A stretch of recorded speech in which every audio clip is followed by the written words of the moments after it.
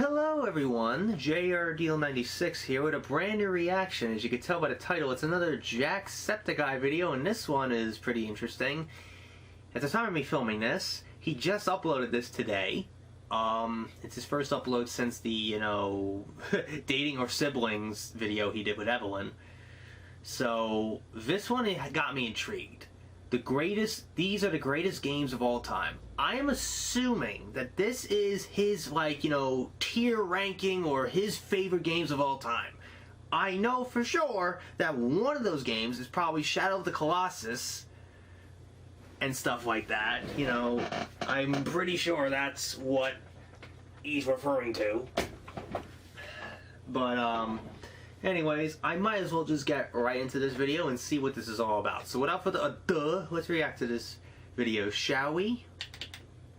Top of the morning to all ye laddies out there. We're going to talk about some video games today because specifically, he's wearing. We're going to talk about my 9 favorite video games ever. The games that have kind of defined me. Is he wearing like a graduation ring on him? He's wearing a ring. Had a you notice that? Impact on me because I always talk about like my favorite games, my top 3 or my top 2. I'm guessing, yeah, obviously I heard that he's redoing the PMA merch, which is nice. Kind of so that's like a sneak peek at that. Sort of sum up my personality, or at least the kind of things that I like in video games and why I like them. And I was talking to Felix about this recently. It was kind of his idea because we were talking about movies, our 9 favorite movies, and me, him, Marcia and Evelyn were all like sharing our 9 favorite movies. Oh, that's hard for me. Talking about movies, that's hard. He did a video talking about his 9 favorite games, and before he uploaded that, he sent me a picture of his 9 favorites, and I was like, that's fun. Yeah, I think I can figure that out a lot quicker than my movies one. So I decided I think it's a little easier. It's a fun movies. I want to go over a lot of why movies that are these good. games are so important to me, and why these games are my top 9. Now, some of them are a little more interchangeable than others. Some of them I put in because I'm like, yeah, that game meant a lot to me, but then I kind of fought with it a little bit to see if some other games would go in. So this is my list. Oh boy. This is in no particular order whatsoever either. Well, maybe it is. We'll see. I don't know. Bloodborne, Shadow of the Colossus, Metal Gear Solid 3, Final Fantasy 9, Inside, Battlefield 3, Uncharted 2, Pokemon Blue, and Undertale. Now, the only 2 games that me and Felix agreed upon in our lists are Pokemon Blue, because shout out. But we'll start off with the obvious ones, because I keep talking about them all the time. Shadow of the Colossus. Shadow of the Colossus. I have a Shadow of the Colossus. Obviously, I was right about Shadow of the Colossus. Statues here.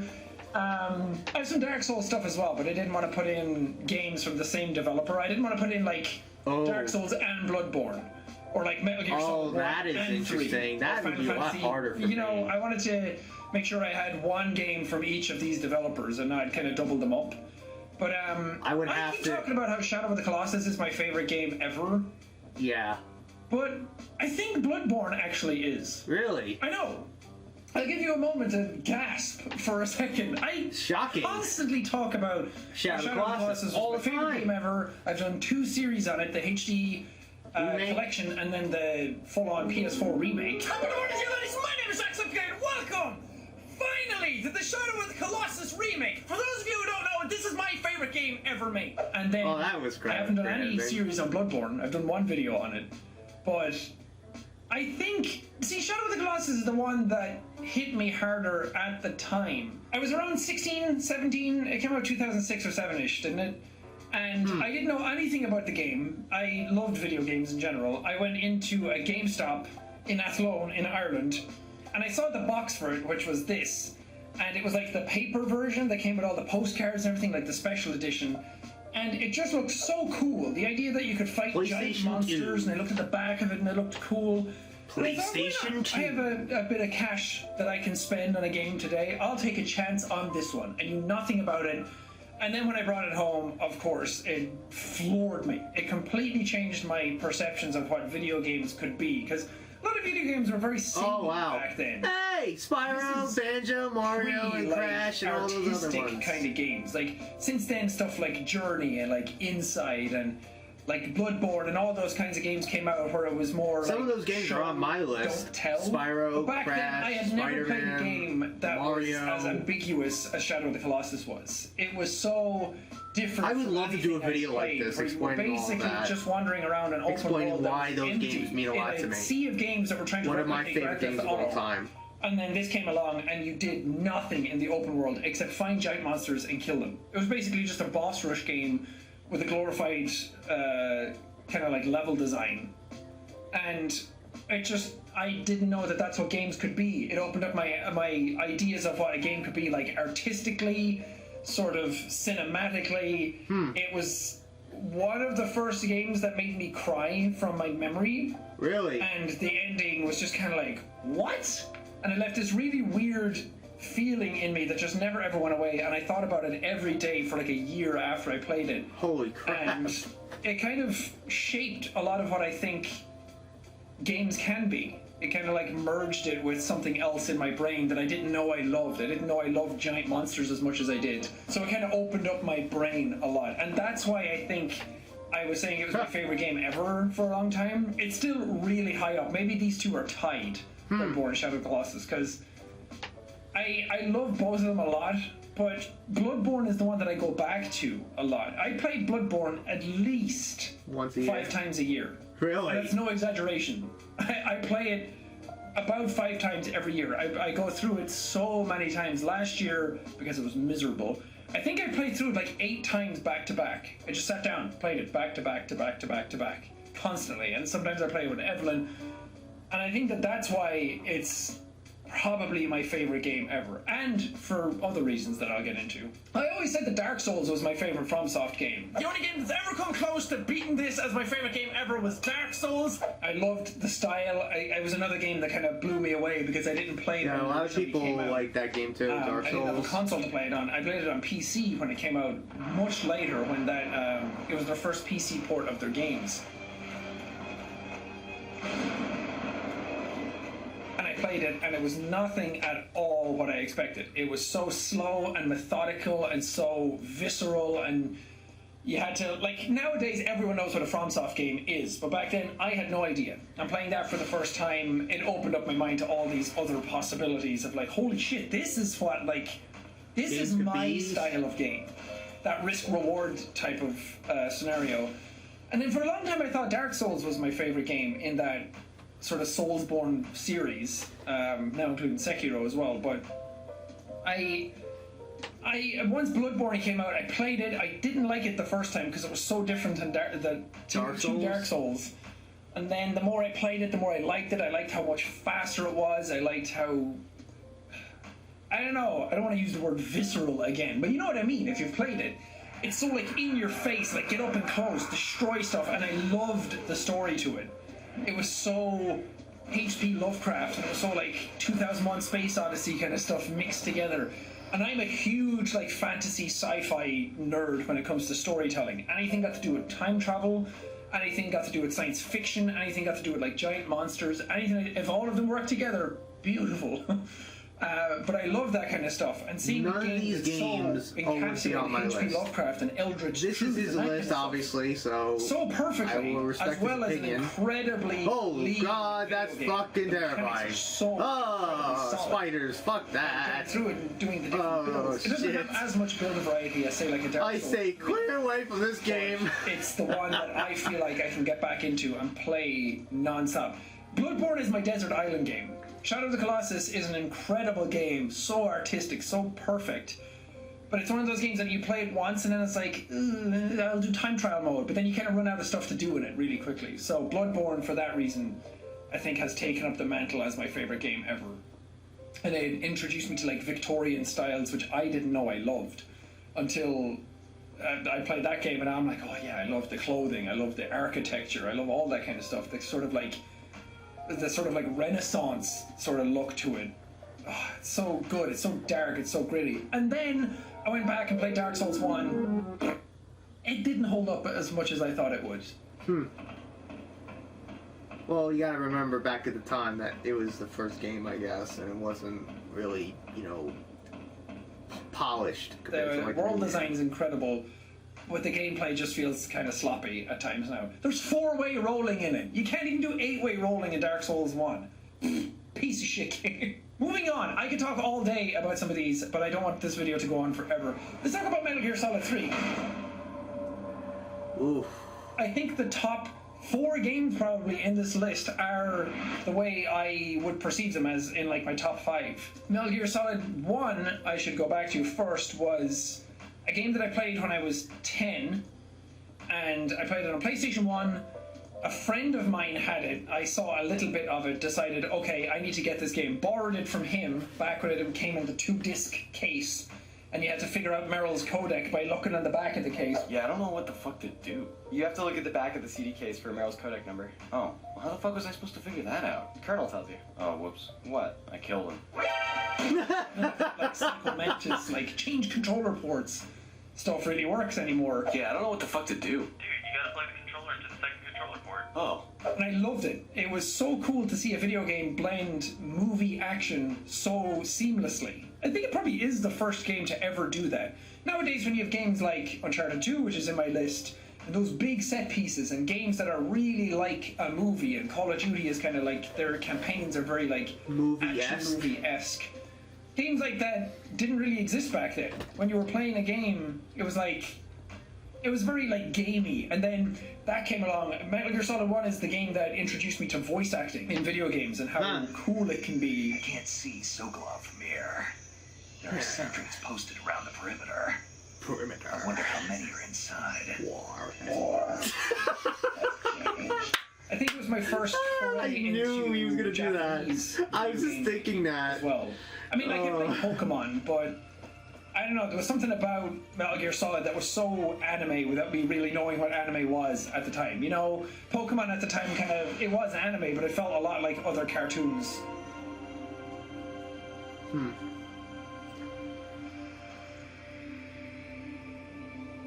I don't know, I'm not making any sense. But Metal Gear Solid 3 then was that formula perfected, because I love sort of the hidden in grass aspect to it. I love the camouflage system, even though the menu's kind of wonky in it now. But I loved hiding in the grass and getting a sniper rifle and shooting a dude at distance and really perfecting that sneaky feel and the hand-to-hand combat, and all the characters are super fun, and it has the best ending boss fight in the entire franchise, and that was another game that made me cry at the end of it, and it was so absolutely incredible that it took what Metal Gear Solid 1 was and what I liked so much about it and elevated it to this extremely high level that I just couldn't stop playing. Metal Gear Solid 3 was the first game I played back to back to back to back to back. I think when it came out and I played it for the first time, I played it 12 times back to back. Oh my god. There's so much to do, there's so much to see. You collect all the keratin frogs, and then you got stealth camo, things like that. It was phenomenal. I loved it, and it was the first game that I got really quick at doing. I went through it so many times that I learned how to defeat certain bosses way quicker, without any guides, without any cheats.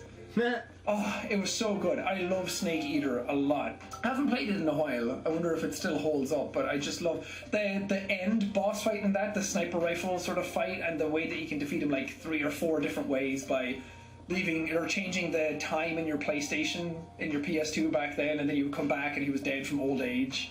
Or oh my god! Like that. Really? Oh yeah, that's right. Because back then you don't have patches like that. It was just like a little fun Easter egg nest thing you could do. Metal Gear Solid 2 as well. I miss those kinds of things than some of the other stories, because nowadays the stuff that's in Metal Gear Solid 2 is like, you don't see that anymore in games. Back then it was like all these weird ideas that we were like, what is he talking about? He's crazy. Turns out he was right. Final Fantasy IX! When Kojima I wonder if that's a surprise to many people. I wonder if some of these games are a surprise to people. When he was allowed to do what why I have them in my list. Final Fantasy IX was another game I played when I think I was actually 9 or 10 or 11. I was not really like into my last the series year, Final Fantasy. second last year of primary school. and a friend of mine loaned it to me. I knew nothing about Final Like, Fantasy honestly, games. He just I liked do video games a lot. not He was like, have "Hey, you might like this any one." interest I in played RPGs. it. I adored it. It's It was just the first not Final the Fantasy kind of I ever game I played. like. And maybe that's the way it I'm not always really is. The into first Final Fantasy game you RPG-like play games is the like one you that like the most. because A lot of people to have a lot of me, it's reverence just for like, 7, and I understand that completely ish. because it changed the Final Fantasy formula forever. But I feel I like do not. 9, Well, because I'm it was not my going to first game, discredit I it love the for characters, being I a love that world. revolutionary It felt like playing a series, Studio especially with Ghibli Final Fantasy movie, VII. which I hadn't seen. But now that I have seen Ghibli movies, I'm like, oh, that's what you were doing with 9. The characters are amazing. I think Vivi, who's in this picture, is one of the greatest video game characters ever. His arc through that story is so good. And it was the first game with like a character ensemble that I played. It was my first turn-based RPG, again Japanese game that I had played that I didn't know I liked until I played that one. Nowadays you go back and play it and it's super slow, it's super clunky in the combat. Well, you gotta remember, this is a different era when Like, the fights games were are not that highly advanced compared to today. You know?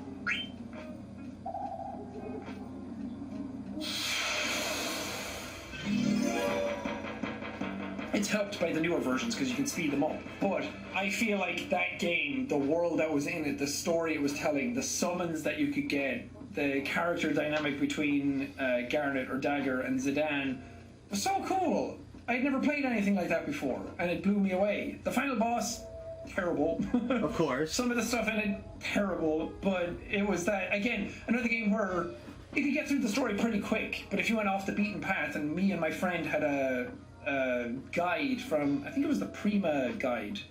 I want to get that book. Do you remember You know, when it we the had to white go online Fantasy to Nine look up font, like and it had all the stuff in it, like, guides oh, on here, how to look at this. beat I wonder if I can buy these that and get online. I want that on my cheats and bookshelf. stuff like That was a that? book that Oh, we I read remember a lot, when we and it didn't was have that basically much like, access to the follow this internet guy, back you get then. everything in the game. When we had And AOL. there was so much to it that we didn't know was in the game. Good All lord, these, I remember just ultimate looking up weapons that cheat you could codes get, for but, like games and chocobo stuff. farming and taking your airship in this direction. Like, Now, man, so cheat cool. codes, you I love Final have Fantasy 9 a lot. I feel achievements like and it doesn't trophies get enough disabled. praise as it should. I feel like it is It one just of the ruins the top fun. 3 Final Fantasy games. I think 7 left more of an impact on people because Obviously. of the time it came out and the first one of that style. And then 10 was the first one that had voice acting in, so people remember those tentpoles. I played 9 and then 8. 8 is fun, but I think the second half of 8 just falls apart. And then I played 10. I've never played 7. Maybe I should. The I original tried the 7, remake, because I know but it you just felt played the too packed out remake. for my liking. You But played the maybe I should remake, play but I guess you didn't play the original. again. Or for the first time, I should say. Final Fantasy 9, the greatest Final Fantasy game ever. And I don't care what you say. 10 has better combat, but 9 as a package is just so good. Oh, the story is beautiful. The location's awesome. Oh, I love it. I don't know if this video is actually interesting at all. I'm kind of worried that I'm sitting It here talking is, too don't much about worry. this It's stuff. like, But these I'm are the types intrigued of by videos that I why like you watch. feel these games Again, I are your like watching favorite. Felix's one. I like watching his book reviews. I like those types of videos. The older I'm getting, the more I want to just like sit down in my chair like an old man and just like regale my tales. Let me tell you a But story anyway, let's of move on. how my We're going to favorite talk about games are. Inside next, which again might come I as a feel surprise like to people because I know the I played this on my developers channel. of this game made Limbo. Welcome to a game called Inside. This is weird, actually. I All these believe games they are, like, they my also made favorites, Limbo but as well. Shadow of the Colossus and Inside are the only 2 that I have a full series on. Well, people probably wouldn't watch these. That's probably why I'm not doing them. But Inside was one of those games that made by the people who made Limbo. Yeah, Limbo a that's lot. right. It was fun. It Like, had I know sort of Limbo ambiguous more than storytelling that I Inside. liked. The art style was nothing like Limbo I'd was seen weird. Again. I've But it never just really didn't played it, have a but I lasting remember just impact on seeing me. others play it But and just seeing Inside how completely weird changed that the it was the same formula art as style Limbo, was and same what sort you of had play to style with slight do, differences. like But avoiding the getting all scenery getting in killed that by a game, giant I think, spider, I'm a huge fan of, if you all couldn't these tell with the short films that I do, obstacles and shit. like the Because ego even if content you and things fall like that from that I do, like 2 I'm a feet, huge you're fan dead. Of, like show, don't You tell. can't swim, I like etc. people You're a little boy interpreting in their Limbo. own meaning out of story. Because I love that Oh, when I watch you cracked your knuckles. Lost. I love that sort of go down the rabbit hole, come up with all your own theories, because your theories are always going to be better than what the story actually gives you. I guess that's why you got inspired by that shot. Well, The Bloodborne, opening the shot of story is actually Lost. there. It doesn't Was need that much shot? ambiguity. You just have to go looking for it. Shadow of the Colossus completely ambiguous. You don't really know the full story. And some of the theories that people come up with are going to be better than probably what the developer intended. So Inside was that kind of thing as well, that just there was so much going on that my brain was racing as I was playing it, and I was trying to put plot details together, and the scenery was some of the coolest that I've ever seen in a video game. It's a 2D game. It's like made 3D, but in a 2D style. 2.5D, like I guess you could say. The Will of the Wisps games. Kind of like, you know... A lot of games are doing it that way nowadays. What is going on? It sort of had like big game development graphics in a 2D style. Like the volumetric fog, the volumetric lighting, the shadowing, the animations, all top tier. But it was done in this sort of like side-scrolling style that... I couldn't believe how good it was. The locations are awe-inspiring. The sort of style that they use, the framework that they use. Look at that art style. That is... I feel like if I wanted to make something, it would look like Inside. I feel like that's exactly my style, kind of distilled into something. That sort of like weird creatures, the sort of ambiguity. But one of the main reasons I like it a lot, and something that I haven't talked about yet in many of these, is sound design. The sound design in Inside you know is him. so much how much you like sound design than anything else in it. I think there's that one section where you're going along and you're puppeteering the dudes, and then you hear this sort of like shake in the next room, and dust falls out of the ceiling and stuff. You're like, what the hell is that? And then you go into the next area and you see these like big explosions happening, but you can't really see anything. And then this shockwave happens, and then there's a moment where you hide behind a metallic plate, and then it has this like whoom kind of sound to it. It is some sort of like pulse. That is fucking freaky. Holy shit. Like an EMP or whatever? Oh shit! I felt like I was gonna cry the first time it happened, because it like just hit me right in my emotions. I love good sound design. Again, people know this a lot about me. I studied sound design, but it was so incredible to listen to that I was like, man, listening to this on headphones is not doing it any sort of justice. So someday I will create a room where I can listen to stuff like this with like the heaviest punch in my chest and just really feel it, because sound design is like 50% of the experience if done right. Yes. Whoa. Oh my god, that's awesome! I feel like Inside nailed it. That one moment where you hit the submarine down through the boards and it all opens up, the camera pulls back, it's just you, a light, and endless water, and it has that like kind of sound to it. And it just kind of like leaves you sitting there, like the sound cuts out and then this like swell of music comes back in. It's music and the sound and everything hits me so much more emotionally sometimes than a good story. And I feel like Inside that was a cool every transition. single note perfectly. And the gameplay is nothing to write home about, but it doesn't matter. It just shows that good environments, a cool concept, and good sound design can go so much further than like, oh, we need to reinvent the wheel. Yeah. A catastrophic earthquake event in Iran is affecting all What? Oh, Battlefield 3, I'm guessing. Yep. There you go. Knowing that's how impactful. I feel like Battlefield 3 definitely deserves to be on this list, because it's not a game I talk about often. It's not a game, like, I don't talk about multiplayer shooters a lot. A lot of times whenever I do talk about them and the fact that I played them a lot, people are shocked. Like when I used to play Valorant a lot, or I played like Modern Warfare, the newer one, when it was remade and rebooted. I played that a lot. I played a lot of the original Modern Warfare, a shit ton of Modern Warfare 2. That came out when I was in college, and I skipped classes to play Modern Warfare 2.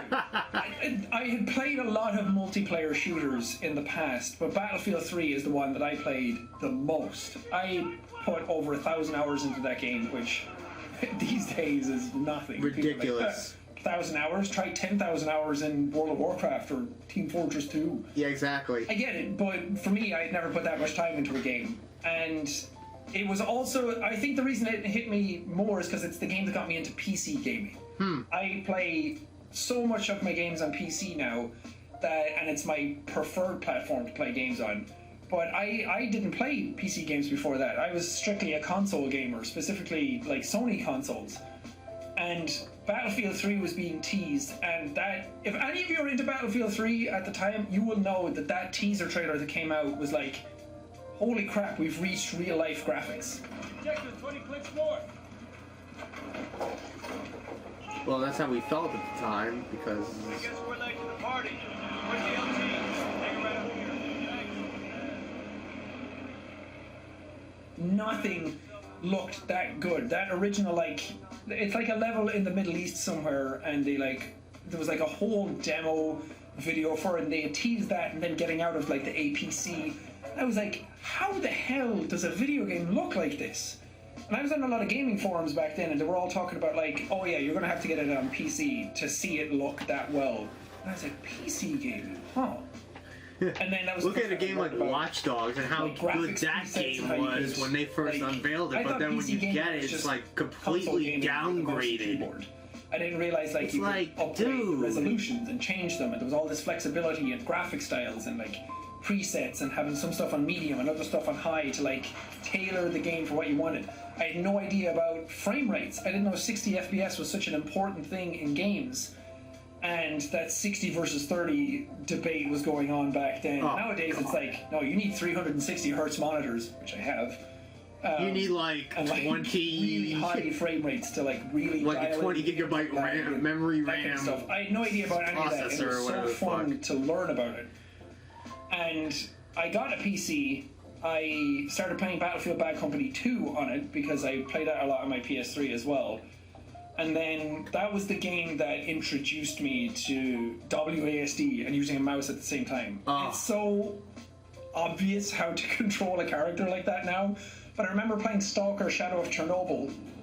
That was the first game I got for my PC because it was the only one they had in the store when I went looking for PC games. And when I was walking around, I was like, wait, how do I turn? How do I turn the mouse? I have to lift the mouse and put it back down? I was like, oh, this is so weird. And it took me a while to get used to it, but Bad Company 2 was the one that I learned how to like navigate quickly in a PC shooter. And then Battlefield 3 came out. I played that more than any game at that time.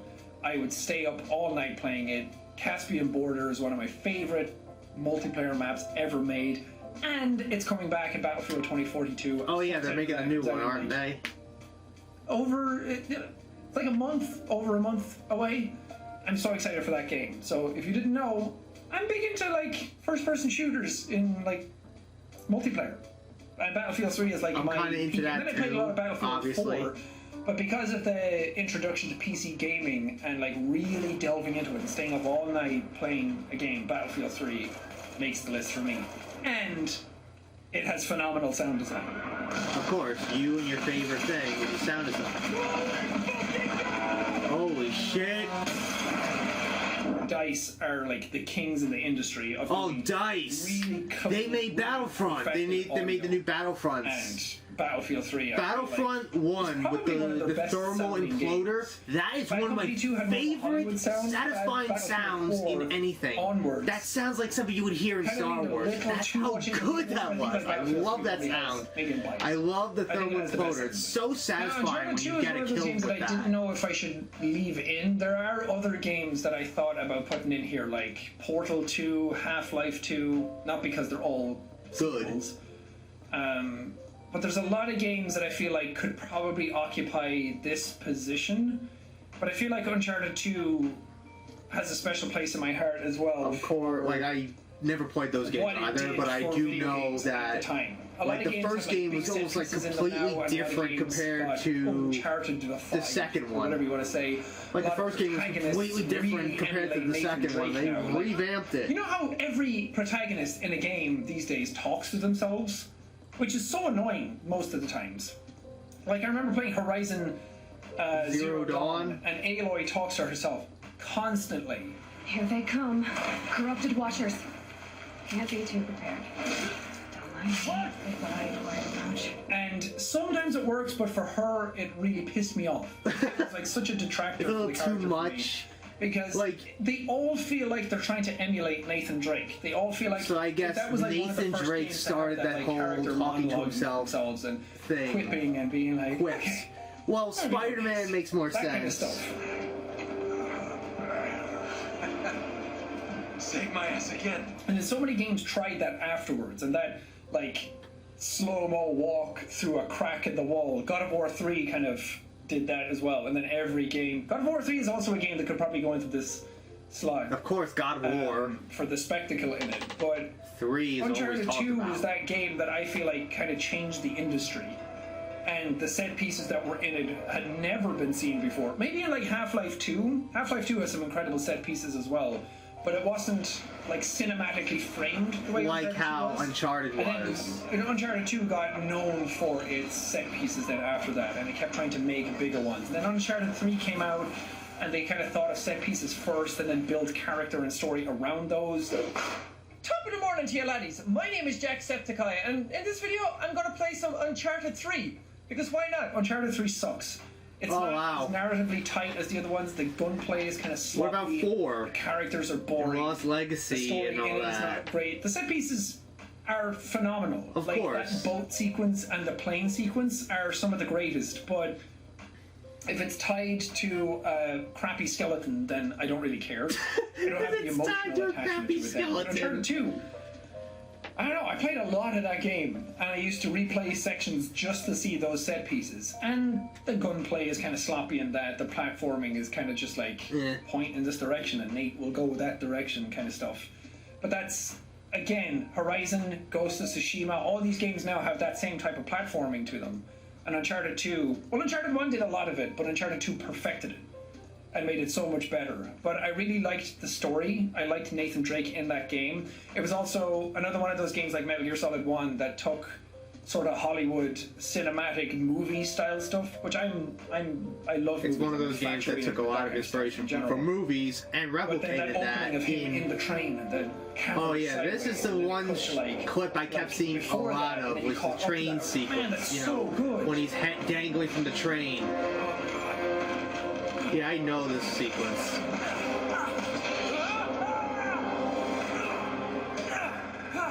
Like he's dangling from a train. It's like holy shit. The scope of where he is. He's like hanging on off the like the end of a train cart, dangling off a mountain hill. Like God Almighty. How do they think about this? And now A lot of time and development goes into these kinds of games. But Naughty Dog has a good Again, it idea just of kind what of to changed do. my perceptions for what games could be. Dead Space is also a game that I feel Oh, like will go yeah, into that Dead slot. Space. Dead Space is an incredible game as well. Dead Space 2 I like a lot. I think Dead Space 2 was my favorite, and then Dead Space 1 kind of overtook it. Went because of back, narrative and and pace you kind of like kind felt of atmosphere, more but Dead in love with Space the 2, first I game loved again. sitting around and looking at the lighting in that game and how it like there was this section where you walk down a like escalator on the ground, the lights on the billboard are like shining on the wall, and I was like, whoa, that's such cool game design. Like, dynamic lighting was such a big thing. Oh yeah, these games are like Really well, so- terrifying. Obviously, This is kind of like I don't know slot. A lot you're of like games can fit into uncertain this slot, of but where like what to Uncharted put 2 there because there's is so sort of many like other the great ones you grandfather played, for a lot of etc. that stuff. Like a lot of stuff that they do in The Last of Us now, which is considered to be their best franchise, for a lot of people, just started in Uncharted 2. That's where they really got their chops for storytelling, characters, set pieces, pace. Beautiful game. It's so funny that Naughty Dog started with Pokemon Crash Blue Bandicoot in and then they here. moved on to do games like this. Of course, one of the most iconic franchises of all time, Pokemon. 25 years of this insane franchise. If any of you came to my tour, you'll know the Pokemon Blue story. Oh, I'll tell yes. For any of you here, Pokemon Blue is the first game that I remember playing. I played it on my Game Boy, obviously, and I had Super Mario World 2, I think, and I had a Donkey Kong game, and I had some other like crappier games like a wave racing game. But Pokemon Blue was the one that I played the most. I played it with my friends. They had Pokemon Red. They had Pokemon Red first. This is the story. And I really wanted a Pokemon game. I didn't So you have got any. Pokemon I didn't know how I was Blue. going to get it. I just told my parents, like, So I guess you got Pokemon Blue I just didn't instead. care. If I got Pokemon Red, it would have been great. Blastoise isn't even my favorite Pokemon. Really? Charizard is. Which Pokemon Red? Charizard. He's on But Red. I He's wanted on the a cover Pokemon of game Red, so I badly, think, and my right? friends had it, and I was so jealous I didn't get to play. So I would just sit in like our treehouse and I'd watch them play it on their Game Boy Treehouse. Oh my as god. a kid. I feel and I old. was so in love with it. I thought it was so God, I cool. feel Pokemon old. was my favorite show growing up. So much so Treehouses. that I cried one time thinking I'm leaving primary school in a year and school ends at like 4 p.m. and I won't get to watch Pokemon at 3 p.m. anymore. And I cried in my bedroom. Oh, the cartoon, that's right! Turns out by the time I got to secondary school and in that year, I didn't give a shit about Pokemon anymore. Oh yeah, my that's body right. was They had a changing. I was way cartoon more all the into time, girls and hanging out with friends and being cool. Oh my It was god, really cool, I never But I watched wanted it. Pokemon so badly, and then my friend was like, "Oh, I have Pokemon Red. I'm so cool." And I was like, "Yeah, I have Pokemon Blue. My mother got it for me." Number She's just one, not I here right never now because understood why they mother released two was in versions of China the same on, game. like, retreat Like, that getaway is one of the thing. She things said I do, don't get. volunteering for the What's the Irish point Wheelchair of releasing Association. two versions of the And same they would go on game? these trips, and they went to like the Like, Great Wall of what China, is the and point they of that? got to see a bunch of the Like, world. And China was Just the trip that they went. the only difference is that some It was such a Pokemon ridiculous have a story. I was more like, of a rarity My mother got in me one Pokemon version Blue compared to the in other. China. She's Like- just not here. It's like the. Oh, God. Yeah, I have a girlfriend. She just goes to another school. You don't know her. I was just bullshitting with my friend, trying to save face. I was like a fucking 8-year-old. And then my mother came back from China a week later and handed me Pokemon Blue. I didn't tell her that. She didn't tell me. It was just this really weird, like. It felt like fate. It was kismet. It was just Destiny, so I perfectly guess. aligned that I had bullshit to my friend and lied to him, and I was horrible for doing it. I was such a little shit. But then it turned out to be true. It's So I was legit. like, yeah. I never told him the truth, other than he came to the show in Dublin, and then same friend actually who had the Final Fantasy IX guidebook, and I played a lot of Metal Gear Solid 3. Oh, look at that, in that order. He was the only friend that I had growing up. His name was Porrig, which is Irish for Patrick. But we were like really close friends growing up, and we played a lot of video games together. And he was really, really good at video games. One of the smartest guys. Actually, the smartest guy I knew growing up. He got into like computer stuff. I think he works for like EA in some God. form. Like he You got know how really big bad into EA computer is. engineering and everything. And we just played a lot of games together, and we How bad remember back and then you could like share their Pokemon reputation, across EA. like infrared on your Game Boys and stuff. Oh god, the So Game Boy with a Pokemon Blue backlight. has such a Oh, massive place in my heart Jesus because of that Christ, kind of I stuff. hated that. I'm the type of person who knew a lot about Pokemon back then. I knew all 150 Pokemon. I Now knew there's like Pokedex hundreds and from the more. anime. And Now there's I like a just fell off zillion Pokemon more after that. To me, Pokemon. Pokemon is that first 150. That's the perfect Pokemon environment. That first like town sort of arc, and I love that so much. And a lot of that is because the cartoon and Pokemon Blue at the exact same time. And there are rumors right now going around. I don't know if it's confirmed yet that Game Boy games are coming to Nintendo Switch Online. And if you Really? have Pokemon Blue, I can't wait to play that. Never heard That's that gonna be so rumor. cool. That's gonna Like be I've such a always heard throwback rumors to my about childhood. But that was N64. before, like backlit screens on consoles. You were just playing this green screen Yeah, with that the had green black outlines that you were screen playing. with You ever see and it that had like gif an adjuster of, on like, it. a cartoon of like driving in the car playing Game Boy, and every time a street light goes by, that's how you saw it. I That was me on remember my way those to my grandmother's. days.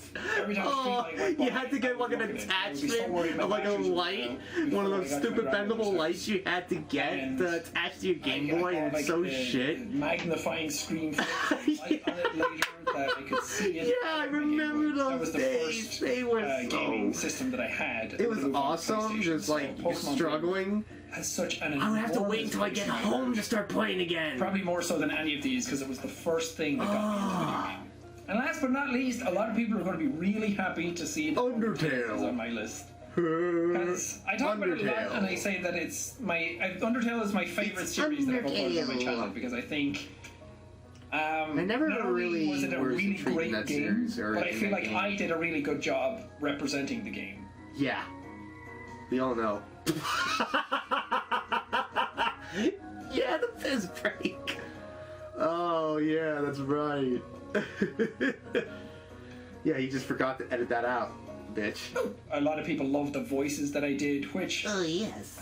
Like, a lot of people say now, like, oh no, this is the voice for this character. Like, I only hear Jack's voices for this character, to the point where people kind of shit on others for liking other voices, which I hate. Oh, the whole point of the game is that they don't have voices, that you put your own onto them. You put your own imagination to it. I know that Toby Fox probably hates me a little bit for that reason, that... Like, my series became one of the bigger ones on YouTube, so a lot of the stuff that I said or thought or did became the standard for what a lot of people thought Undertale was. Check this out. Sans. What the fuck? The old whoopee cushion in the hand trick. Actually, no, I have to give him a good voice. Wait, what does this stuff sound like? He sounds like Patrick Starr. Like, it's ironic enough that I'm Sans. Sans the skeleton. The reason I like it's so much funny that you discovered that the clip from Patrick's voice in SpongeBob. But that's kind of the double-edged sword. Maybe it's the way you dress. And it just became so much more popular than I thought it would. Okay, what kind of voice do we give this guy? What's up, guys? Just don't do that. If people have their own headcanons for their own voices and things like that, let them. It's great if you think that I did such a good job on it. Yes. That's your experience of Undertale, but please don't try and force it onto other people. But that is one of the big reasons why I like that series so much, is because so many people got so emotionally involved in it, and so did I. And I loved it a lot, and it was way better than I thought it was going to be. I remember seeing a clip of it, and I was like, man, this game's so ugly, I would never play this. And then people kept asking me, so I eventually did. Again. It wasn't doing well when I uploaded it, but I liked it a lot. So I kept But then it became so popular years later. Like, back then it was Undertale, cool new game. Now it's Undertale, like the Undertale. Top of the morning, ladies, my name is Jacksepticeye, and welcome to Undertale. A lot of people have been asking me to play this game, and I'm really curious about it myself, because there's so many good things on the internet about this lately. And a lot of people are talking about it and saying that it's a really good game, that it's funny, the characters are awesome, and I wanted to say, oh, long ago! It wasn't like that back when I did it. And then a lot of people like blame my channel for like the turning point of when the audience got cringe, but I think it just hit critical mass at the same time. But I love that game. I think how, like, you know, we've played a lot of games on this channel where it's like choice. Mark had to stop playing it for a while because a lot of them his fans were trying to tell him how to play it and what scenarios he should do. Absolutely nothing at the end of the day. That's like Undertale the wrong thing was a choice-based game without advertising that it was. You could play it however the hell you wanted. Play it how you wanted. It actually had real big consequences to what happened in the story because of that. And every permutation was thought of. It had that element of like vagueness to it that I loved. The world was incredible. You'll see like a running theme with a lot of these. It's a lot of like either sound design, visuals, like set pieces and art, narrative, style, etc. World design. I think a lot of all these games share some of those traits with each other. And like Final Fantasy and Undertale share characters. Bloodborne, Shadow of the Colossus, and Undertale share an inside share that sort of ambiguous world that you derive your own meaning out of. Uncharted and Metal Gear Solid have that like sort of character action cinematic feel to them. Like sound design for these two. Sound design actually for Undertale as well. The soundtrack is one of the greatest soundtracks that I've ever heard in a video game. Undertale is iconic. Again, it kind of changed my perceptions a lot of what video games were. That you could pare back a lot of the mechanics and the graphics. You didn't have to like release a game in that era that had to be like AAA, big ray traced reflections, ray traced reflections. It was just really it's like the most simplest of things. Like even side characters just felt so real and lived and felt like.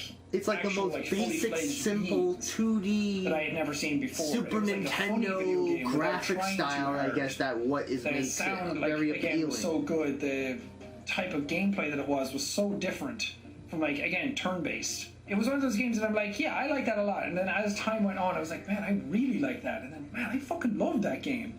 So I feel like that deserves to be on this list. It's one of those games, again, that I got to voice act, like myself, for my own series a lot. Oh. You know what's going on here, don't you? You just wanted to see me suffer. Is that it? Talking? Now he's kicking in full gear. Die! Come on, Toriel, save us. Yay! I like the little sound he makes when the flame hits him. He's so cute. That was something that I was always in love with games and movies and animated shows and things like that. I really loved voice acting, and then somebody took a clip from him voicing Flowey people at and turned it into an anti-clip, which is awesome. I love that. The whole crowd would go wild. And I was like, yay, that's so cool that they're able to just switch to that voice. And then the voices I did for Undertale, people asked me to do at panels, and whenever I did them, people had that reaction. And that was so cool to me. I was like, man, hey, fuckers! Right now, aren't I? Even though it's not like professionally acted, and it's not like the voices for the characters. It's not the official voice of the character. The series. It's just they liked hearing it that much. So they just hear your version of it, and of course, they attach it to the actual it has that like awesome play it any way you want. There's like so many different avenues you can go down. The hidden Easter eggs, the sort of like remembering when you turn off your PC and putting files on your computer and that kind of stuff. Just so cool. Exactly my type of game. Really, and I loved it a lot. So Undertale definitely deserves to be on that list. There are many other games. Obviously, there's a lot of other games. I'm pretty sure that you could, But I feel like these are the games that represent swap around with really well. That you can kind of get a feeling for who I am just by looking at this picture of 9 games. And maybe I'll probably have like 15 games. There's like I've mentioned some of them that had a big impact on me, but these ones are the ones that kind of like infer my personality. And then when I watch movies and stuff, I pay attention to aspects of them that I feel like came from me playing these types of video games. So that's why they mean a lot to me. Some obviously more than others. Obviously. Bloodborne and Shadow of the Colossus are the 2 big ones that shape so much of who I am now, but all these other games definitely have like a little piece of my heart attached to them. Anyway, that was this video. I hope it was interesting to some of you. It's a very different type of video, but I think it's very fun to go over this type of stuff and to get sort of like a feeling for who I am. Let me know down in the comments what your 9 favorite games are. This was way easier for me to do than it was the movie one, because I just feel like I've played more games than I've watched movies. Whatever, I don't know, but it was really easy for me to I think my list of movies would be mostly superhero movies, which is the worst thing you could do. I want to see what your 9 favorite games are, and maybe I'll do my 9 favorite movies list, because really, I would like to see that. People don't realize are my favorites. I can talk about Hot Fuzz being my favorite movie ever, but I don't. There's some other movies on that list that I think would surprise people. So let me know if you'd like to see that as well. I'm curious about that. This video, actually, if you want to see that one, because that's easier to see than going through the comments. We leave the comments for your 9 favorite games if you can think about them. So really curious. But thank you for watching this one. I hope you enjoyed it. Okay. Alrighty, so that was his 9, well, not necessarily in any particular order, his 9 favorite games of all time. Bloodborne, Shadow of the Colossus, Metal Gear Solid 3, Snake Eater, Final Fantasy 9, Inside, Battlefield 3, Uncharted 2 Among Thieves, Pokemon Blue, and Undertale. Now, obviously, we all know his love and, and obsession, I guess you could say, about Shadow of the Colossus and Dark Souls and Bloodborne, but I did not know about, I kind of had an idea about Pokemon, but I kind of figured Undertale would kind of be on that list. I kind of figured that, because knowing how impactful it was to his channel and everything like that, because obviously, that is probably one of the most, talked about, Let's Play series that he's done on the channel. Is mostly, besides, Happy Wheels and everything, I think also Undertale's, up there, is one of those series of games that he played, that is still talked about, because obviously, again, I'm not into, I will respectfully disagree, obviously, with some of his choices, because obviously none of the games that I would put on my list is not on that list, obviously, because obviously we all have different tastes in games, and that's totally fine. But I like the fact that he, you know, stuck with just one game from each developer, because to me that would be very difficult for me to, you know, decide, because it seemed like, because like for example, like, you know, Spyro the Dragon, made by Insomniac Games, very good. It was a very good game. I remember growing up playing that. Spider-Man, Marvel Spider-Man, PS4, that was made by Insomniac Games, and that was fucking great. Like that, like I would have to break that rule and just make my own rules and stuff. Like I will kind of like, you know, like, you know, have a minimum of like 2 per, you know, per developer, depending on what series it is. You know, I have no idea, but I think like there will be probably like if you would talk about like 9, probably the majority of them would probably be mostly Nintendo. I don't know why, because I think growing up I played mostly Nintendo. That was my thing. Growing up was playing Nintendo games and stuff like that.